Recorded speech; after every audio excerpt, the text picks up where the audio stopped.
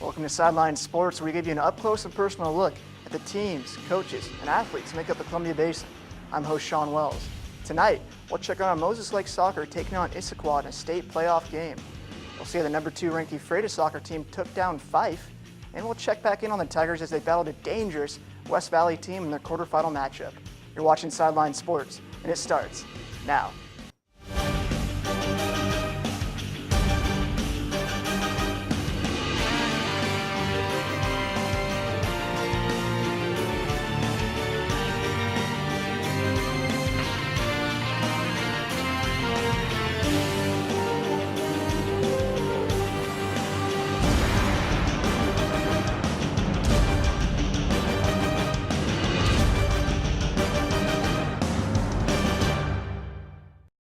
First in the rundown, we have Moses Lake Soccer hosting Issaquah in a first-round state game.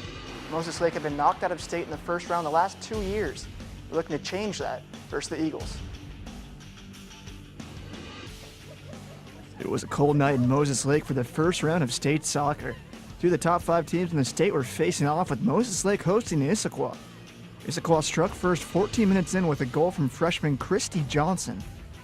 Then things got physical as both teams were being very aggressive to the ball.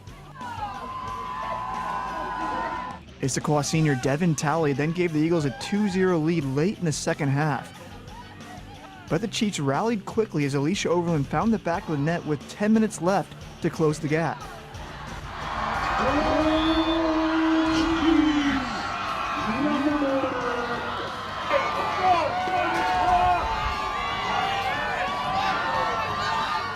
A couple late chances almost snuck in for the Chiefs, but the Eagles were able to hold on and win this one 2-1. Issaquah moves on to the second round of state as the door closes on a great 2014 season for the Chiefs. The number 2 ranked Tigers were excited and ready for the challenge of state soccer. Up first, a tough opponent in Fife. It was a frigid afternoon in Ephrata with the mercury dipping below the freezing level at the start of the match. Kim Bennett heated things up for the number 2 ranked Tigers with a goal 5 minutes into the fuss. That was the lone score of the first 30 minutes as both teams misfired on scoring opportunities. Berryman gave Ephrata a 2-goal cushion when she launched a shot over the Trojan keeper's head with 3 minutes to go in the first half. The Tigers didn't get much time to celebrate as Fife responded with a goal in stoppage time to get back in it. Things got a bit tense in the second 80 minutes of play, with the Tigers holding the slim lead. Berryman settled the contest with a goal in stoppage time, and Ephrata held off a pesky Fife club for the win. The senior outside midfielder was ecstatic after the win, but said it wasn't an easy one by any means. Struggled in the beginning, but we got it. I knew we would. The win sets up a quarterfinal home match with West Valley of Spokane Saturday. This is the deepest postseason run for the Tigers in 15 years. Ephrata finished 4th in 1999. Coach Hillary Coombs says she thinks this team has what it takes to get back to the Final Four this season. I think, the players, the talent, the drive, the want, and the willpower that this team, they can get there. Up next for the Tigers was a quarterfinal matchup with West Valley. With the win, the Tigers would make it to the semifinal round for the first time since 1999.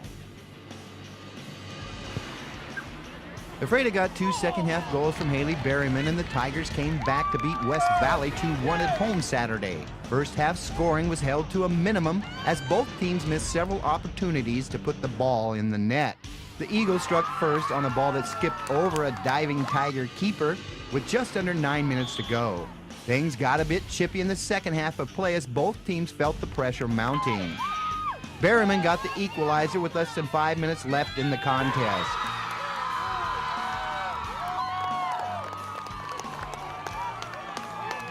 It looked as though the game would go to overtime to decide a winner. Berryman wasn't through, however.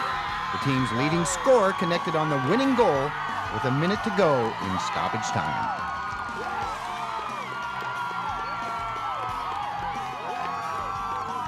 Coach Hillary Coombs said it was great to finally get by the Eagles, who had bounced the Tigers out of the postseason the last 2 years. The hurdle that we we needed to get past and haven't gotten past the last 2 years. And it was something that we really made a point to say that this is what we got to get beyond and you know, take it to West Valley if we could.